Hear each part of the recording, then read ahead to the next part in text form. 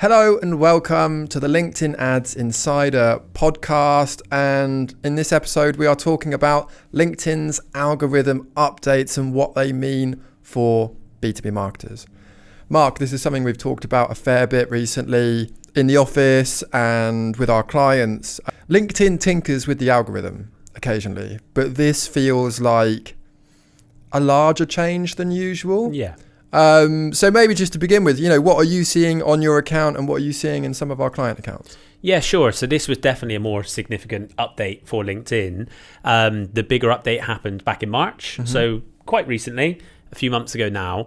And what we're seeing is that the reason why LinkedIn did the update is to make your feed more relevant and more authentic, which is exactly what we want. Like, that sounds good, especially nowadays where there's so much AI on the platform and you're not quite sure if you're talking to a human or AI at the moment with different tools and systems that could plug in. You want it to be authentic. You want to have authentic conversations on there. And obviously what you want to see in the feed is relevant. So it's like the intention there is good.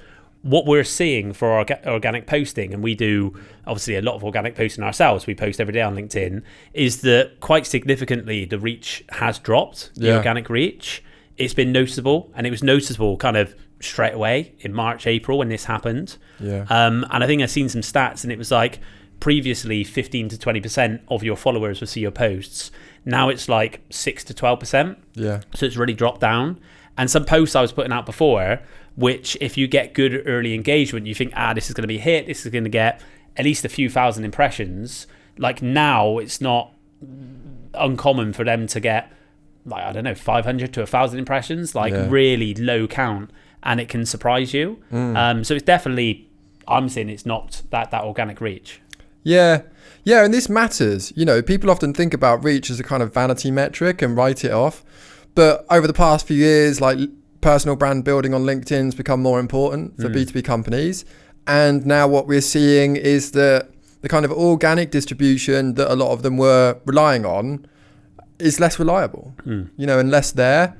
So yeah, I think it's a really important topic right now, and not one to sort of write off as, just kind of arbitrary and it being what happens on platforms. Because I think it does require a shift in content and strategy from B2B marketers that want to be building great brands on LinkedIn and driving real pipeline with LinkedIn. I've done a bit of research before the show into kind of, I guess, specifically like what's changed. You mentioned a couple of things there. So there was the relevancy update. Relevancy becomes more important than recency. That was back in March. There was this rebuilding of the algorithm and this new sort of 360 brew AI model. Something that I find interesting is we've got a pretty good relationship with LinkedIn. They've not spoken to us about this. Well, they haven't officially said about it either. In terms of 360 brew, it's something that a lot of people spoke about, agencies have spoken about, but LinkedIn haven't officially released a statement to say like they've done that. Which I just think is an interesting signal of something. I'm not sure exactly what it signals, but usually launches, LinkedIn reaches out to their partners like ours and they'll put something up on their LinkedIn marketing blog. But we didn't get that this time. The engagement pod crackdown is very real. AI content crackdown is very real. They are shutting down loads of third-party tools that they've finally had enough of. Shield Analytics is one of the ones that got caught up in that. So they are like tidying up the ecosystem and making the news feed much more picky. As part of this research, I found a few interesting things that I think it's worth kind of getting into now in terms of what to do, right, and what matters. And some of it was actually really surprising for me. So one of the things, the difference, as you put it, is that your content is going to be distributed more to non-followers. And the way that it's deciding who sees what is semantic. And it's what's in the content of the post and what's your profile about. So having a strong correlation between the topic of your content and, being really consistent about that. So, consistently posting about LinkedIn ads and making sure that you're kind of flagging in the content that that's what this post is about. And also having that, keyword or topic on your profile so that it can say the content is about LinkedIn ads. the profile is about LinkedIn ads, and so I'm going to show this to people who are interested in LinkedIn ads. That is now more important.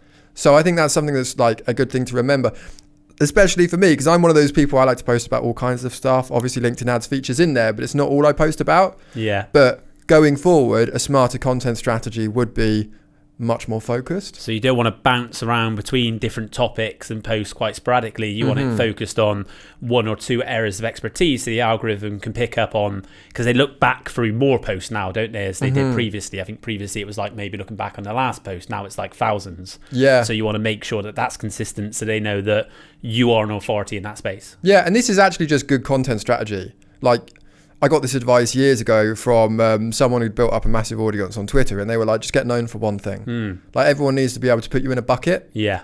And just like be really clear about what that bucket is. Yeah.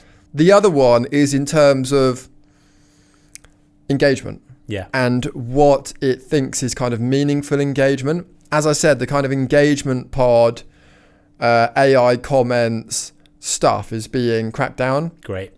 Which is good. The signals that it's picking up on now, a save is very valuable. So if people are saving your content, that's like has 5 times more signal than a standard engagement. Interesting. So you want to be creating stuff that gets saved. Usually what that means is it's quite information rich, right? It's not superficial. Were I to take a little selfie of us in the studio being like, had a great morning with Mark in the studio. You're not going to save that. No one's going to save that. Yeah, as much as I'd love them to. Unless it's a really good selfie. Well, yeah, there is that. I mean, we'll try our best. But if it's like, you know, a carousel that breaks down like our LinkedIn ABM framework, something that people can take away and apply. Yeah. Very good.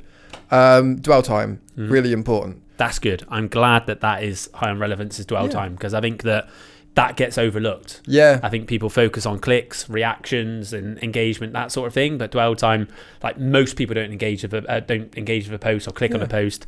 They silently consume. So it's great that dwell time's being considered there. Yeah. So, you know, all of these things are pointing towards a kind of content strategy which is focused on a clear focus on, you know, 1 or 2 things and posting like substantive, meaty, meaningful content and advice around those things, which is great for us because that's the kind of content strategy on LinkedIn we've been talking about, you know, for ages. Yeah. And I think in terms of what not to do in terms of creative and content, as I said, skipping around from one topic to the next. I don't think this means that you have to completely abandon like the odd selfie of you guys in the office or some kind of behind the scenes content or something that's a bit more personal. I just think that it doesn't need to be like the heart of your content strategy, or it probably shouldn't be. It's just like kind of flavor content. And then any kind of trying to hack the algorithm, all of these growth hacky things like using bots, engagement pods, AI comment tools, just straight up AI generated content with no human input. All of these things are kind of being sidelined to the extent now where they're just like basically pointless. Yeah. Which is a good thing. It is a good thing. I mean, there was a moment in time, I think the end of last year, start of this year, where on my post there were so many AI comments. You could tell straight away that it was not a human posting on there. It was just generic AI stuff. And it was frustrating. It was annoying because you were starting to kind of get a bit cynical about what's in the feed. And more recently, I'm not seeing hardly any of that at all now. Still the odd one, but it's a lot better. So the algorithm, I think, has helped with that. The AI part of it is an interesting one because a lot of people use AI now to help them with their content creation and with their copywriting. And I think that's great. Like, people have ideas. If they struggle to articulate those ideas, AI is great at helping with that. So facilitating the posts. And we had an event at the LinkedIn HQ the other day, last week. And there's a bit of a debate that started brewing up around AI usage. And I think where we got to with it is because obviously LinkedIn wants you to use like not just generic AI for producing your content, but actually they're okay with you using AI as long as it has that human behind it and that original thought.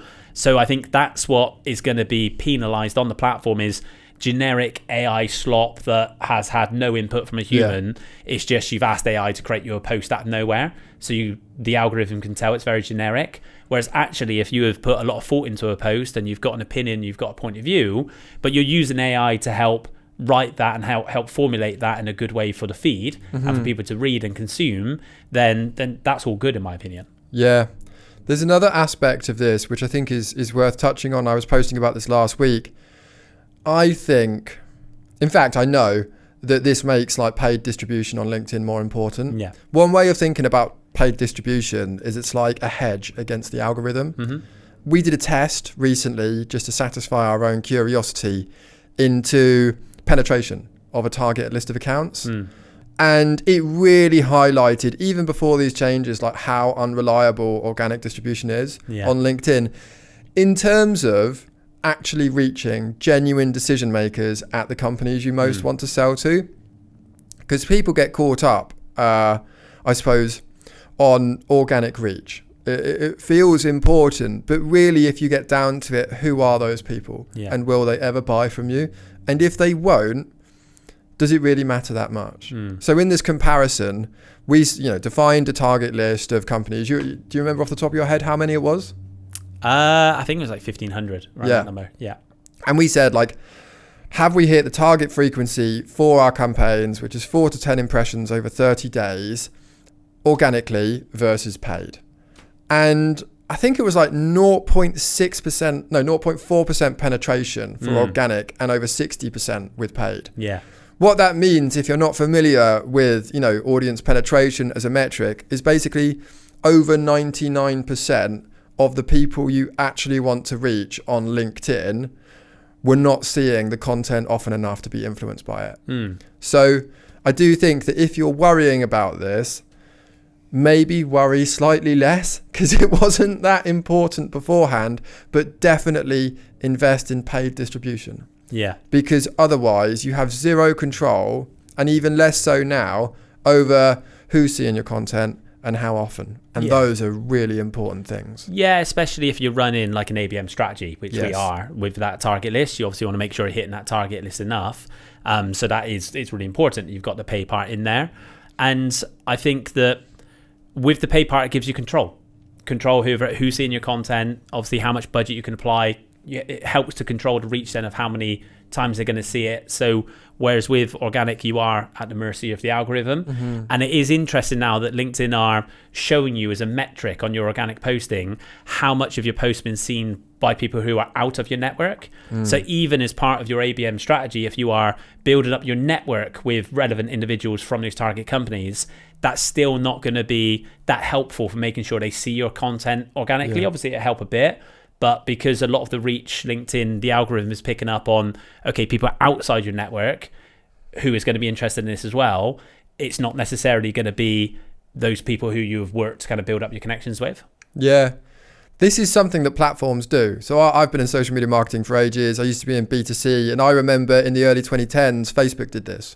Platforms give away reach early on to incentivize brands onto the channel, and then they cap that reach to get them to buy ads. Yeah. And, LinkedIn is a platform like all the others, and they're going through this process as well. So, this is not unique to LinkedIn. It was almost inevitable.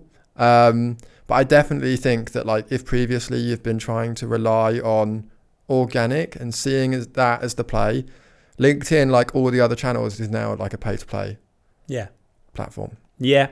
I think as a channel as well, another interesting part of this is that it is, even though your reach is down, engagement per post is up. And also the number of comments year on year that people are having on posts is up. So people are getting more actively involved in the channel, which is only a good thing. And that also kind of leans into they're trying to make sure what you're seeing is more relevant. And actually, if there's more comments and more engagement on each post, that is a tick in that box that actually it will be more relevant. But what that means is that there's more competition on the channel. And because of that, what you put out there, I think now it's less about volume in terms of that was a play before in terms of to get more reach, you just post more and you're going to get more reach. That's still true to a degree, but actually it's much more about quality now. And for me, it was really important before that I post 5 times a week. I had to do that to kind of hit my impression numbers and keep that traction. I'm less bothered about that now. And now I'm more so thinking, actually, if I post a few times per week, but I put more time and effort into those posts, they're going to hit more of those indicators that LinkedIn's new algorithm cares more about, that it's going to provoke meaningful conversation, it's going to be a bit more deeper in terms of its research and the thought I've put into it, actually that's going to work better for me, because organically then it should get more reach on that post because it'd be more relevant and interesting to more people. But also if I'm only looking for a few posts to boost anyway, I want to boost the top performers. So the more effort I put into there, the better it should be and the better performance it should have overall. Yeah, I mean, for some of our clients that we do this for, we post once a week and we run all of them as thought leader ads, and that is absolutely fine. Yeah. You know, those thought leader ads perform really well, and the great thing about paid distribution is they keep performing really well. Yeah. You know, a really good thought leader ad can like absolutely rip for 2 months. So yeah, frequency of posting is less important. Quality is everything. Relevance and consistency is really important. I just think like a useful thing to remember, just to kind of round off on this one, is what's going to get saved? Like that's a useful question to ask yourself. Like, you know, just when you're about to hit publish, would anyone save this? Yeah. Right? Am I giving them something that's valuable enough for them to think, I'm going to come back to that later? Yeah. And maybe share it with my team or try and implement it. And if you're not, what can you do to get there? I think that's a pretty good principle. Yeah, I think so. And I think it's also kind of what has always worked for, not necessarily reach, but getting more leads from the channel and more inquiries, is that, because if you think about what's going to have more chance of getting saved, it's really helpful content. Yes. So we spoke about this a lot, but it's showing up every day on the platform, just trying to be as helpful as you possibly can. And that's in your posts. But another part of this as well, which I found interesting just in what I'm seeing myself posted on the platform, is how much more reach I'm getting from comments on other people's posts. Yeah. So we've spoken a lot today about your own post that you put out there and reach on there. But when you comment on someone else's post, LinkedIn updated this about a year ago, I think, where now they actually show you the number of impressions that gets. And I can put a post out there myself that does okay and gets like 1,000 impressions. But if I could put a comment on someone else's post, interestingly, maybe a post that has even got like similar engagement to the post that I did, and it could be like 5 times that in terms of impressions. I'm really showing a noticeable difference there. And I think that's LinkedIn encouraging people to have those meaningful conversations, because I never comment on someone else's post just saying, hey, great post, this is really good. Yeah. It's always, that's interesting, here's my experience, or what do you think about this? Just going a bit deeper and trying to provoke conversation. And that's what LinkedIn is leaning into as well. And it wants human to human conversation. So I think that if you do want more reach on the platform, you really need to be commenting and engaging on other people's posts as well, not just thinking about what you put out there in the world. Yeah, that's just good in terms of being a member of a community, right? You want to use like all social platforms to join the community that you're trying to sell into. Yeah. And part of that is being in the conversation and, you know, being a good member of that community and posting good content, but also sharing interesting reactions to the good stuff that you find. Cool. So to kind of wrap this one up then, yes, the algorithm has changed. It's changed fairly fundamentally, but it's not all bad news.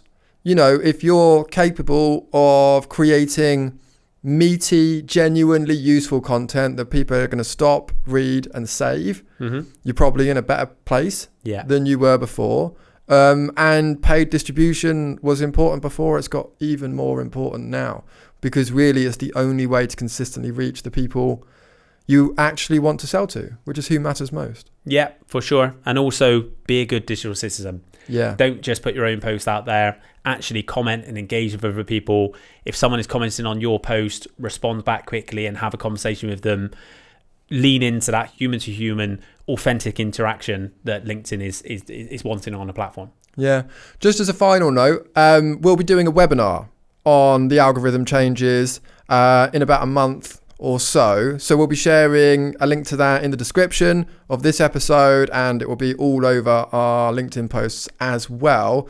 Do come along if you have questions on this change or anything we've talked about in this episode. Thank you.